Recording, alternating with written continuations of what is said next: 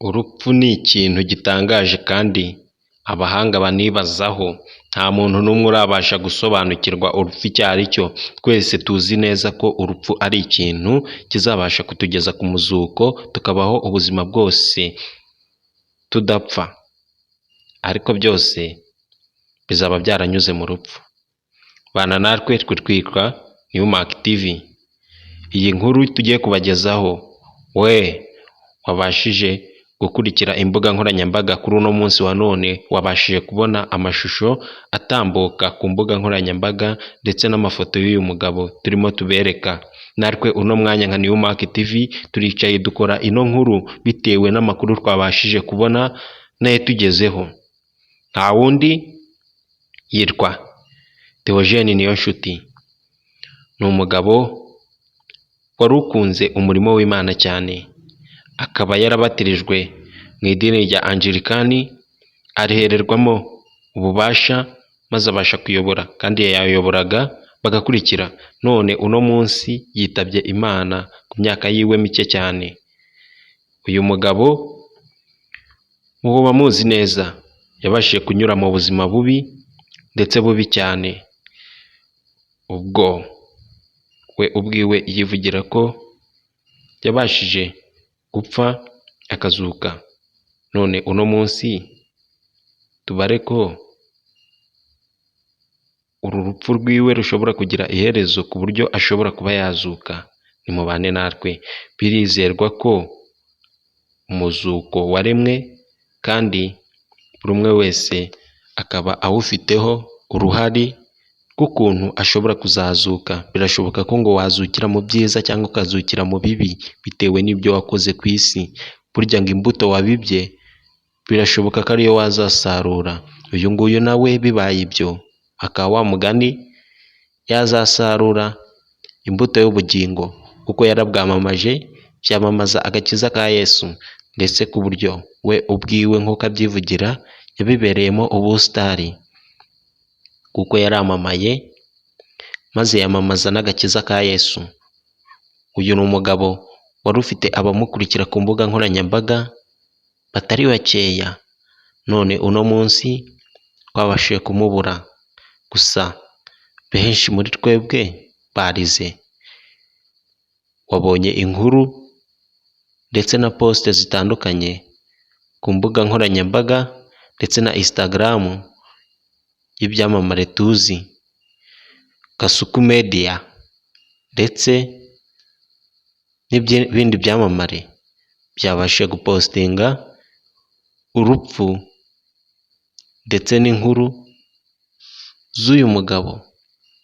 None uyu mugabo ko atuvuyemo kandi akaba ari umuntu wagaragara nk'ukorera Imana koko bya nyabyo by'ukuri, ariko akaba we ubwiwe yarivugiye ko adashobora na rimwe kuzibagirwa ubuzima Imana yamukuyemo. Ariyo mpamvu uno munsi yakoreraga Imana, kandi buri umwe wese akabibona nk'aho ari umunyakuri mu by'Imana, ndetse akamamaza ubutumwa bwiza. Yakoreye ibitaramo bitandukanye mu mpande zitandukanye, ndetse yagiye no mu ntara. Mu mujyi wa Kigali ho bamuzi cyane, ariko ko twese tuzi ko dusenga Imana kandi ikatwumva. Ni kuki ibi bibaho? Abantu benshi twarababonye bagiye bamenyekana mu by'Imana ndetse no mu by'isi, ariko uyu nguyu we benshi babyibajijeho kuki agiye akiri muto. Buri muntu wese afite iherezo kuri ino si, kandi afite igihe azagendera. Bidatinze wa munsi nugera tuzagenda.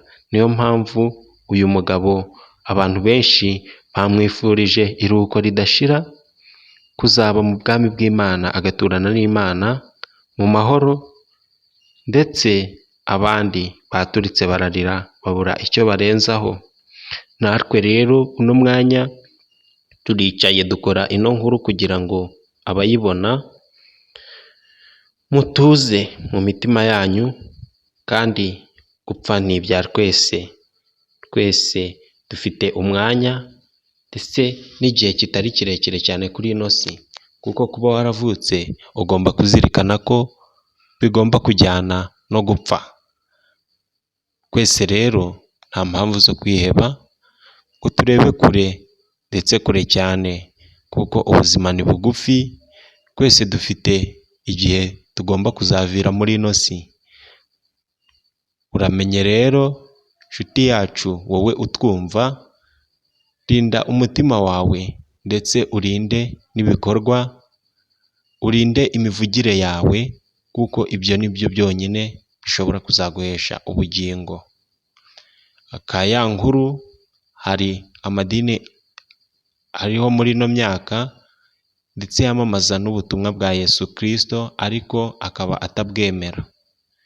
Ibi ngibi rero bihabanye n'ibyo twebwe twizeye.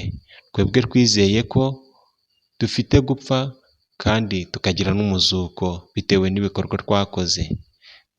Tubibire imbuto nziza abo tuzasiga, kandi buri umwe wese yige kubaho atuje mu mutima, ndetse tunabane tunubahe. Ibyo ni byo bizatugeza ahera heza, ndetse tuzisunge umwami wacu Imana dutuje tunezerewe, kuko iyi si nta muhanga, twese twayijemo ntituzi uburyo tuzayisohokamo. Genda tuzanyura mu nzira zitandukanye, ariko ibi ngibi bigaragaza ko tutazayihoramo. Urupfu nguru rutubere urugero, kandi rugere akageruka, kuko twese iyi si ntituzayigarukamo.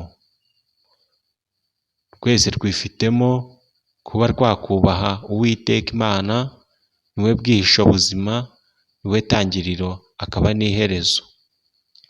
Twebwe rero nk'abantu dufite umutima winangiye, ariko iyo ukunze byose bigenda neza. Dufite urufunguzo rwo kuzagabura ibyera byiza, tukabisangira ku meza matagatifu dutuje tunezerewe. Theogene twakubwira ngo iruhuko ridashira